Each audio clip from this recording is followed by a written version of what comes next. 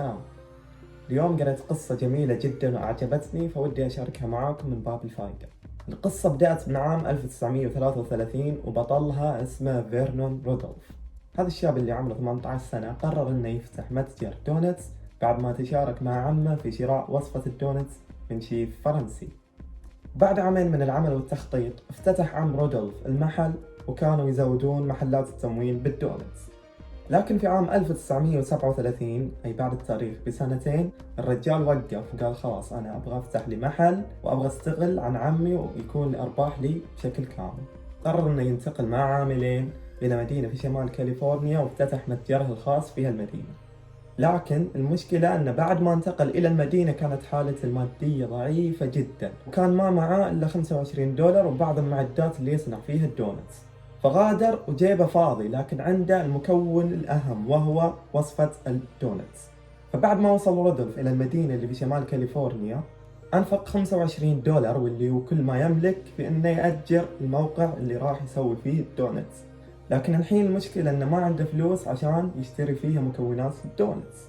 فجلس يفكر بحل إلى أن توصل لاتفاقية مع صاحب متجر، بحيث إن صاحب المتجر يزوده بالمكونات وبعدها رودولف يدفع له بعد ما يبيع أول دفعة من الدونتس. وبالتالي رودولف بدأ يصنع الدونتس ويزود فيها المحلات بعد أن استخدم سيارته كشاحنة نقل للدونتس. مع مرور الوقت بدأت الناس تشم ريحة الدونتس الطازج اللي تطلع من المصنع. تردد بسؤال رودولف عن إمكانية شراء الدونتس في المصنع نفسه، فاستغل رودولف الفرصة وفتح له فتحة في جدار المصنع يبيع فيها الدونتس على المارة. وبكذا بدأت المبيعات تزيد، وبدأ رودولف بالتوسع وافتتح لعدة فروع في مناطق مختلفة. ومع توسع شركة رودولف بدأ يظهر التفاوت في جودة الدونتس بين الفروع، واللي خلى رودولف يرجع يفكر بحل لهذه المشكلة. بالفعل طلع بحل مبتكر وذكي، بحيث انه يفتح مصنع خاص بصناعة الخلطة فقط وتوزيعها على الفروع. وبكذا رودولف نجح في تجاوز أغلب العقبات اللي مر عليها. فأصرار رودولف عدم استسلامه ويأسه رغم الظروف الصعبة اللي واجهته.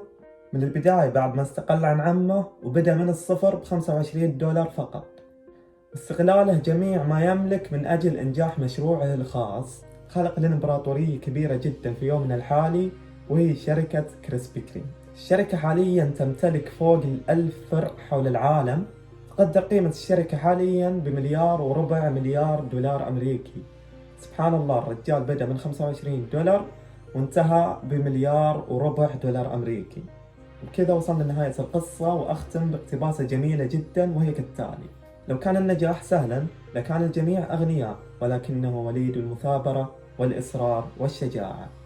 والحين راح أترككم بجولة في مصنع كريسبي كريم. أتمنى أني ما طولت عليكم ومشاهدة ممتعة.